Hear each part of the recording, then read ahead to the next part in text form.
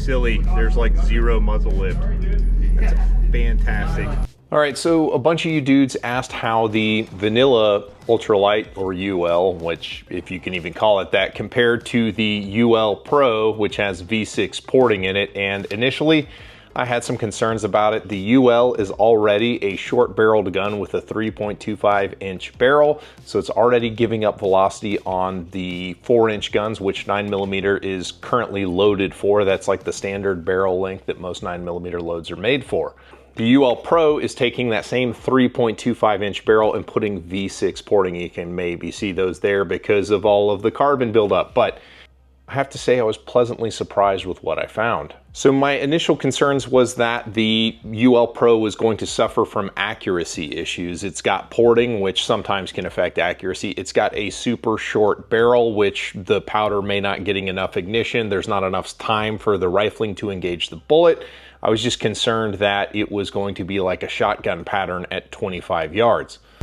Zero validation, offhand 25 yards with a bunch of Federal Champion 115, not bad. So I went to my gun club with my fancy pistol rest because I am a fancy man and shot a bunch of groups like a douchebag at the indoor range with different loads, testing the vanilla UL versus the Pro UL, and I was pleasantly surprised. So then I sat down with the Federal 147 match ammo, which is like a truncated cone projectile. UL 1, 2, 3, 4, 5.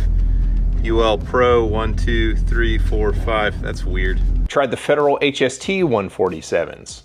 Regular UL Pro. I tried Critical Defense 135s.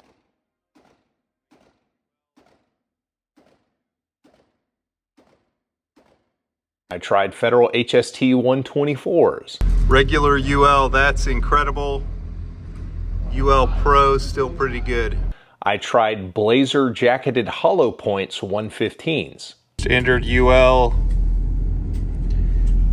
Pro, very nice. It didn't seem to matter what ammo I shot through the gun. Everything I was coming up with was very good accuracy. So like immediately, my number one concern was completely put to bed. Now, I've already done some videos on the Ultralight. There are at least 2 reviews, the legacy one and then the current iteration of it. You can check those out for all the information. We're really going to be focusing on what the differences between the 2 models are. And for full transparency, the gun was sent out for video. That doesn't mean they get a pass. There are some negatives you're going to want to be aware of at the end of the video, but generally, I like the gun a lot, actually. So let's talk about what the UL is, just as a quick summary for people who aren't familiar. It is a compact grip Bul Armory SAS2, which means it's got about a 16-round grip. It comes with 3 16-round magazines.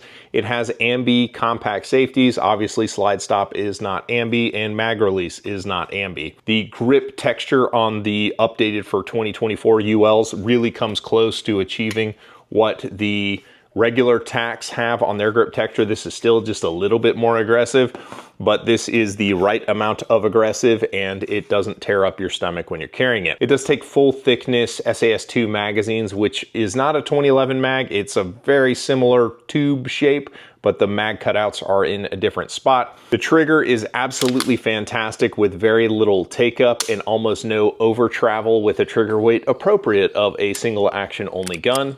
A while back, I bought a JM Custom Kydex Commander 2011 holster, and it takes pretty much all of my Commander size 2011s, but there are outfits that make specific Bul Armory holsters, Priority 1 holsters, as well as QVO Tactical. I think they do, or at least their 2011 one is said to take Bul Armory no problem. The double undercut under the trigger guard provides a nice place to kind of lock your hands in on the grip, marrying it with that excellent grip texture. The controls are all super positive. Everything feels good on the gun. Optics mount directly to the slide, meaning that there is a spacer plate that provides recoil lugs. However, the screws pass through that plate into the slide and they're actually mounting in the slide. So you can use a little bit more torque than you would with like a traditional plate system. So upon getting to a proper outdoor range, I immediately took the 2 guns and put them on the slow motion camera. And sure enough, the UL Pro basically eliminates muzzle rotation through the ports on the gun. Like, it does not have as much energy on the slide coming backward, which means it doesn't lift as much, which means that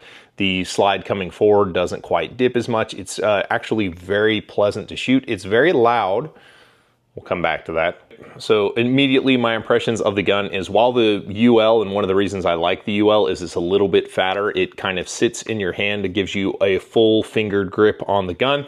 It shoots kind of like a bigger gun. It's violent because it's a short barreled gun, but it gives you all the purchase that a full-size gun would give you while still being a little bit smaller. So it's very similar to shooting a full-size tack. It's just the slide's moving a lot faster and it's louder. Because it has an alloy frame, it's a little bit more difficult to steady at range just because it is so lightweight, hence the name Ultralight. I mean, kind of makes sense, I guess. I backed it up to 25 yards because 25 yards is kind of the distance I like to evaluate a handgun on. I realize that some of the people in the comments are gonna be like, hey, that's not a self-defense range. And maybe they're right, but also maybe you're wrong. Whether or not I ever get involved in a self-defense situation, I imagine that the other guy gets a vote at what distance it takes place at, so I like to have that capability. Immediately, I had my Glock 19 for another video at the range with the Radian Ramjet Afterburner, and I shot it at 25 yards too to see how it compares to the UL. It's a very similar experience, honestly, the Glock 19 with the Ramjet Afterburner. A bigger package since it is like full-size gun length, but you know, similarly lightweight. And hitting at 25 was not a big deal. But I've been a competitive shooter for over 10 years now, and hitting at 25 regularly isn't the easiest thing in the world, and it's difficult to just kind of buy skill unless you upgrade your gun with a brace. That's right, this video is sponsored by Recover Tactical. Their 2020N brace will convert your Glock into a braced firearm, which you can strap to your wrist or potentially just put on the shoulder. Making hits at distance with the pistol is much easier with 3 or 4 points of contact rather than just 2. It's got a side folding brace that makes it shrink to almost nothing, so it is a very capable little package that would fit in a bag or a compartment potentially in your car. That's right, with not a ton of investment, your old Glock can get a makeover from Recover Tactical. So brace yourself in, brace your Glock, and check out Recover Tactical for their 2020 and PIX style adapters.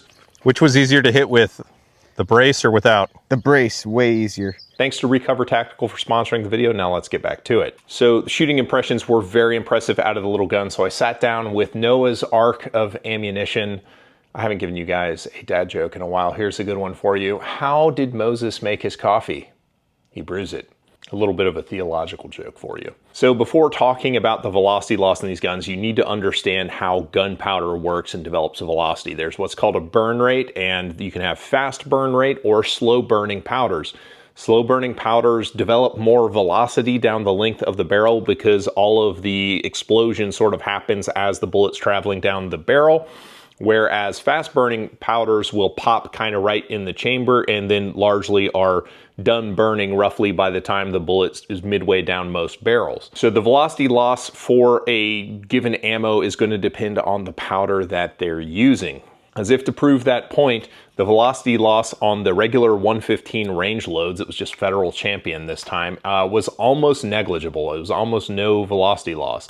But when I swapped over to the Federal HST 124s and 147, it was like 40 foot per second, which is, you know, a lot of velocity. And that's typically what we see on ported guns, is about a 5% loss in velocity. And there's the average velocities on the screen for your viewing pleasure. Before kicking it over to the negatives, I do want to talk about the kind of fit and finish of the gun. Fit and finish of the gun is excellent. If you've not held a Bul Armory gun before, then you don't know this, but just trust me that the quality for what is effectively kind of like a production 2011 style gun is excellent, easily abreast, if not leading kind of the field on fitment. The controls, the trigger, as I mentioned, is excellent. The safeties on the gun are now machined. You can see that what that safety kind of looks like. This is my old UL, which had the MIM safeties. You can tell it's MIM because they're able to do like really fine texturing, which is something people just don't do on machine safeties. But the positivity of the safety is excellent, but similarly, the positivity was excellent on the old model too. Since this gun's wearing the black coating, it falls into Bul's sort of duty self-defense lineup, which has just a slightly looser tolerance than their silver guns like the Bul Armory Blaze, which I did a video on earlier this year. But it's still, you know, very, very well fit. Like, it is impressive, and it feels like the slide is on ball bearings. It's just really well done. The finish on the gun is a black PVD coating. They can't use DLC in Israel where the guns are made, so PVD is what they use. It's a plenty fine weapons finish. The one caveat I'll give you is that if it comes into contact with metal, it will mark the slide. Like if you have, you know, bare silver magazines that you throw in your gun bag or whatever, it makes contact with the slide, it'll mark the slide.